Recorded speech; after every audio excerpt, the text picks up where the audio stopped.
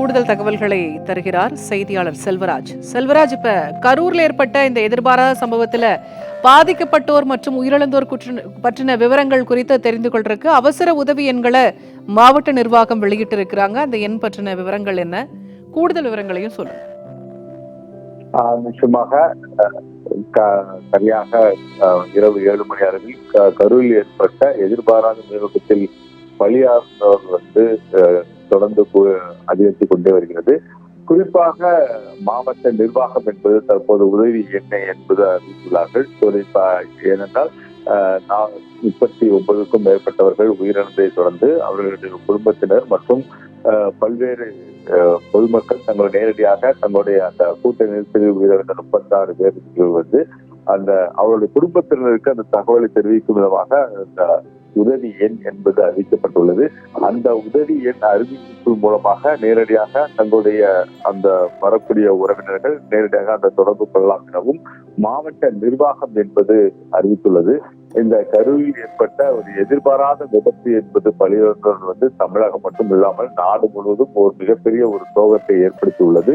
இந்த சோகத்தின் மூலமாக தான் அந்த துயர சம்பவத்திற்கு காரணம் என்ன என்பது தொடர்பாகவும் காவல்துறை விசாரிக்கக்கூடிய இந்த சூழலில் உதவி எண் என்பது இந்த மாவட்ட நிர்வாகம் சார்பாக அறிவிக்கப்பட்டுள்ளது. அந்த உதவி எண் மூலமாக நேரடியாக அவர்கள் தொடர்பு கொள்ளலாம் என தெரிவிக்கப்பட்டுள்ளது. அதன்படி 0424256306 ஆகிய எண்களுக்கும் அதே போல வாட்ஸ்அப் எண்ணாக 7010806322 ஆகிய அந்த எண்களுக்கும் நேரடியாக தங்கள் தகவலை தெரிவிக்கலாம் என தெரிவிக்கப்பட்டுள்ளது. இது தொடர்பாக கரூரில் ஏற்பட்ட எதிர்பாராத விபத்திலிருந்து பலியிழந்தவர்கள் விவரம் தொடர்பாகவும் தெரிந்து கொள்ளும் விதமாகத்தான் இந்த உதவி எண் என்பது மாவட்ட நிர்வாகத்தால் அறிவிக்கப்பட்டுள்ளது. இதன் மூலமாக வேறு ஏதாவது பொதுமக்கள் நேரடியாக தங்களுடைய அந்த உதவி எண்ணை உடனடியாக தொடர்பு கொண்டு தங்கள் வீட்டில் உள்ள வாலிபர்களோ அல்லது பெண்களோ தங்கள் வீட்டிற்கு வரவில்லை என்றால் உடனடியாக இந்த எண்ணில் தொடர்பு கொண்டு அந்த உதவி எண் மூலமாக தங்கள் தகவலை தெரிவித்துக் கொள்ளலாம் எனவும் மாவட்ட நிர்வாகம் என்பது தெரிவித்துள்ளது. தாவேகா தலைவர் விஜயன் பிரச்சாரத்தை கூட்ட நெருக்கடியின் காரணமாக தான் தற்போது 38 பேர் உயிரிழந்த நிலையில நாளை கரூரில் கடைகளும் அடைப்பதற்காக அந்த கடைகளோட உரிமையாளர்கள் மற்றும் அந்த சங்கத்தினர் தெரிவித்துள்ளார்கள். இந்த நிலையில் தான் தற்போது அதற்கான எண்களும் உதவி எண் என்பது அறிவிக்கப்பட்ட போதிலும் தங்களுடைய உறவினர்கள் நேரடியாக அந்த எண்ணில் தொடர்பு கொண்டு தங்களுடைய விவரங்களை தெரிந்து கொள்ளலாம் எனவும் மாவட்ட நிர்வாகம் என்பது தெரிவித்துள்ளது. போட்டுமா செல்வராஜ், இப்ப 38 பேர் உயிரிழந்ததா அதிகாரப்பூர்வ தகவல் வெளியாகி இருக்கிறது. இதுவரைக்கும் யாராவது அடையாளம் காணப்பட்டிருக்கிறார்களா? அவர்கள் பற்றின புகைப்படம் எதுவும் வெளியிடப்பட்டிருக்கிறதா? என்ன நடைமுறை அங்க இருக்கு? இல்ல, குறிப்பாக இரவு 7 மணியிலிருந்து தற்போது வரை அவர்களுக்கான அந்த பிரேத பரிசோதனை என அங்குள்ள அரசு மருத்துவமனையில் வைக்கப்பட்டுள்ளது. தற்போது அதற்கான அடையாளம் காணும் பணிகளை தான் தற்போது மாவட்ட நிர்வாகம் என்பது இறங்கியுள்ளது. குறிப்பாக வரக்கூடிய 38 நபர்களில் பெண்கள் உள்ளிட்ட நபர்கள் உயிரிழந்த சம்பவத்தை தொடர்ந்து அவர்களுக்கான அந்த அடையாளம் காணும் பணி என்பது துவங்கப்பட்டுள்ளது. இந்த அடையாளம் காணும் பணிக்கு அதன் பிறகு மேலும் பலர் தங்களுடைய அடையாளம் காண முடியவில்லை என்றால் உடனடியாக அந்த உதவி எண் என்பது அறிவிக்கப்பட்டுள்ளது. அந்த உதவி எண் மூலமாக நேரடியாக அவர்கள் தங்களுடைய உறவினர்களை அது விஷயமாக அந்த மாவட்ட நிர்வாகத்துக்கு என்பது நேரடியாக தங்கள் தகவலை தெரிவித்துக் கொள்ளலாம் என்பதற்காகவும் அந்த நிர்வாகம் என்பது அறிவித்துள்ளது. தொடர்ந்து இந்த சம்பவம் தொடர்பாக அந்த பகுதியில் ஒரு பதட்டமான சூழ்நிலையாக நிலவிக் கொண்டு இருக்கிறது. கரூர் பகுதி முழுவதுமே தற்போது காவல்துறை மற்றும் அந்த மருத்துவமனை முழுவதுமே காவல்துறை வட்டாரங்களும் நேரடியாக அங்கு இருந்து கொண்டு இருக்கிறார்கள். தொடர்ந்து அந்த ஒரு பதட்டமான நிலையிலும் மிக சோகமான நிலையுமாக கரூர் பகுதி முழுவதுமே இருந்து கொண்டு இருக்கிறது.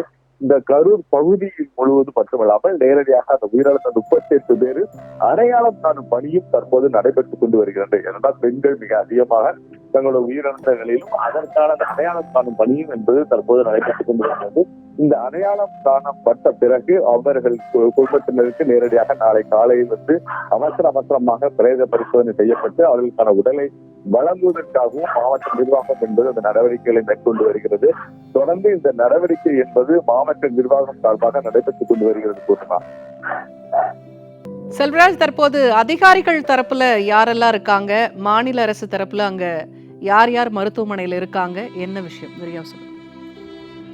குறிப்பாக அமைச்சர்கள் நேரடியாக அன்பு மகேஷ் பொய்யாமொழி மற்றும் சட்டமன்ற உறுப்பினர் மற்றும் மாவட்ட ஆட்சித்தலைவர் மற்றும் காவல்துறை உயர் அதிகாரிகளான காவல்துறை கண்காணிப்பாளர் உள்ளிட்டவர்கள் நேரடியாக அந்த மருத்துவமனையில் இருந்து கொண்டிருக்கிறார்கள். இந்த மருத்துவமனையில் தொடர்ந்து தங்களுடைய அந்த பகுதியில் பதற்றமான சூழ்நிலை நிலவி கொண்டிருக்கிறது. ஏனென்றால் ஒட்டுமொத்தமாக தாவேகாவோட ரசிகர்கள் அனைவருமே அந்த பகுதியிலும் நின்று கொண்டிருக்கிறார்கள்.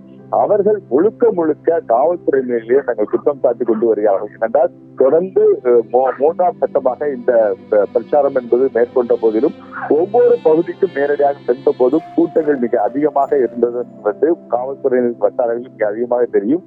குறிப்பாக உளவுத்துறை என்பது அதற்கான ரிப்போர்ட் என்பது தலைமை காவல்துறை அதிகாரிகளுக்கும் அவர்கள் போட்டிருப்பார்கள். ஆனால் குறிப்பாக அதற்கு தேவையான காவல்துறை பாதுகாப்பு என்பது ஒரு கேள்விக்குறியாக இருக்கக்கூடிய சூழ்நிலை தான் தற்போது இருந்து கொண்டு வருகிறது.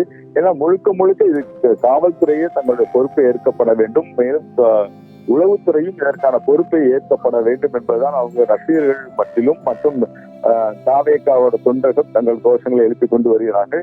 ஏனென்றால் கடந்த மூன்றாம் கட்டமாக 5 மாவட்டங்களுக்கு சென்ற விஜய் என்பது ஒவ்வொரு மாவட்டத்திற்கும் கூட்டம் அலைமோதிய பிறகும் ஏற்கனவே இந்த பகுதியில் வேறு ஒரு இடத்தை கேட்ட போதிலும் காவல்துறை அந்த இடத்தை கொடுப்பதற்காக மறுப்பதன் காரணமாக தான் தற்போது இந்த ஒரு குறுகியதான இடத்தை வழங்கியதன் மூலமாக இது ஒரு மிகப்பெரிய ஒரு விபத்து என்பது ஏற்பட்டுள்ளது.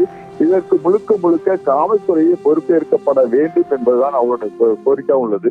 ஏனென்றால் லைட் ஹவுஸ் முதலில் அவர்கள் கேட்கப்பட்ட இடம் என்பது லைட் ஹவுஸ் பகுதியில தங்களுடைய தாவேகா என்பது அந்த குறுகலான பகுதி இல்லாத இருக்கக்கூடிய சூழ்நிலையாக அந்த இடத்தை தாங்கள் முதலில் அனுமதி கேட்டதாகவும் அந்த அனுமதியை அவர்கள் மறுத்ததன் காரணமாக தான் காவல்துறை இது போன்ற ஒரு குறுகிய இடத்தில் இது போன்ற ஒரு இடத்தை வழங்கியதன் காரணமாக தான் இது போன்ற ஒரு விபத்து என்பது ஏற்பட்டுள்ளது. கிட்டத்தட்ட 38 பேர் தங்கள் உயிரிழந்த சம்பவத்திற்கு தமிழக அரசும் தமிழகத்தில் உள்ள காவல்துறையும் உளவுத்துறையும் தான் பொறுப்பேற்கப்பட வேண்டும் என்பதுதான் அந்த ரசிகர்கள் அந்த பகுதியில் தங்களுடைய தெரிவித்துக் கொண்டு வருகிறார்கள். தொடர்ந்து இது போன்ற ஒரு 38 பேர் உயிரிழந்ததை தொடர்ந்து அந்த அடையாளம் பணியும் தற்போது நடைபெற்றுக் கொண்டு வருகிறது. இந்த அடையாளத்துக்கு பிறகு ஒவ்வொரு நபர்களும் தங்களுடைய உடலை ஒப்படைப்பதற்கான நடவடிக்கைகள் மேற்கொள்ளப்படும் என்பதும் கூறப்படுகிறது.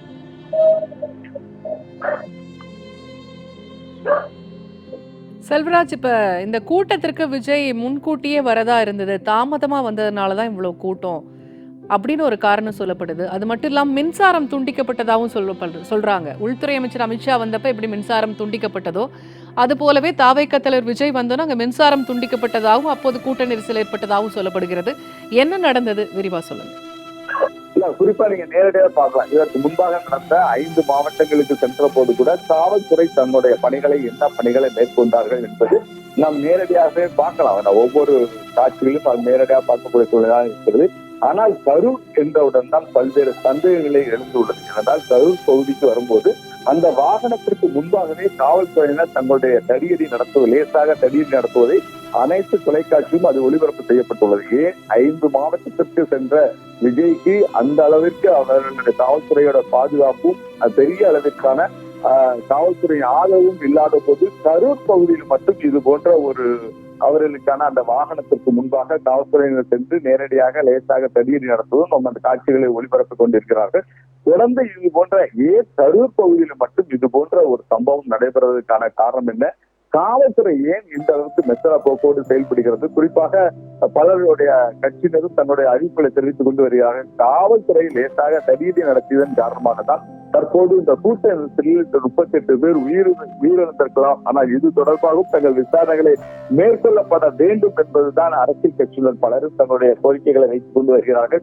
இது போன்ற தொடர்ந்து தங்களுடைய கோரிக்கை என்பது அரசியல் கட்சியின் மத்தியில் இருக்கிறது. மேலும் நீங்கள் தெரிவித்தது போலவே நேரடியாக அந்த பகுதிக்கு பல மணி நேரம் கழித்து வந்தாலும் கூட அவர் வரும்போது அங்க மின்சாரம் என்பது துண்டிக்கப்பட்டதன் காரணமாக இதிலும் ஒரு மிகப்பெரிய ஒரு சந்தேகம் என்பது எழுந்துள்ளது. குறிப்பாக அரசியல் கட்சியினருக்கு ஏற்படக்கூடிய சந்தேகம் இதுதான். ஏனென்றால் நேரடியாக இவ்வளவு பெரிய கூட்டங்கள் இருக்கிறது. ஒரு நடிகரும் தற்போது தாவேகாவின் தலைவராக இருக்கக்கூடிய விஜய் அந்த பகுதிக்கு வரும்போது கூட நேரடியாக பார்க்கக்கூடிய அந்த பொதுமக்கள் அந்த மின் வெற்றியின் காரணமாகவும் ஒரு சந்தேகம் என்பது எழுந்துள்ளது. அதே போல காவல்துறையினர் லேசாக தடியடி நடத்தியது தொடர்பாகவும் ஒரு சந்தேகம் என்பது எழுந்துள்ளது. மேலும் கரூர் பகுதியில இது போன்ற ஒரு மிகப்பெரிய கூட்டத்தை தங்களுடைய ஆளுங்கட்சியினரால் தங்களுடைய இந்த அளவுக்கு கூட்டம் கூடுமா என்பது எதிர்பாராத விதமாக கூட்டம் கூடியதன் காரணமாக அவர்களுக்கு வேறு ஏதாவது ஒரு சங்கடம் ஏற்பட்டிருக்கலாம். ஆகவே இது போன்ற ஒரு சம்பவங்கள் இந்த பகுதியில் மின்வெட்டை நடத்திவிட்டு அதன் பின் காவல்துறையை தடியில் நடத்துவது என்பதுதான் ஒரு மிகப்பெரிய சந்தேகத்தை ஏற்படுத்தியுள்ளது. குறிப்பாக ஒரு நபர் கமிஷன் அண்ணா ஜெகதீசன் தலைமையில இந்த கமிஷன் முன்பாக பலரும் இந்த கேள்வியை முன்னிறுத்த வைப்பதாகவும் கூறப்படுகிறது. ஏனென்றால் இதில் பல்வேறு சந்தேகம் எழுப்பப்பட்டதன் காரணமாக தான் தற்போது இது போன்ற ஒரு 38 பேர் உயிரிழந்த சம்பவம் என்பது நாடு முழுவதும் ஒரு மிகப்பெரிய ஒரு சோகத்தை ஏற்படுத்தியுள்ளது. இதற்கு முக்கிய காரணமே தமிழக அரசும் தமிழக காவல்துறையும் தமிழகத்தில் உள்ள குறிப்பாக அந்த மாவட்டத்தில் உள்ள காவல்துறை கண்காணிப்பாளர் ஆகியோர் தான் பொறுப்பேற்கப்பட வேண்டும். என்றால் 38 பேருக்கு பதில் சொல்ல வேண்டும் என்றால் இவர்கள் 3 பேரும் கண்டிப்பாக பதில் சொல்லியே ஆக வேண்டும் என்பதுதான் பொதுமக்களோட கருத்தாகவும் இருக்கிறது, அரசியல் கட்சிகளோட கருத்தாகவும் இருக்கிறது. பூர்ணிமா.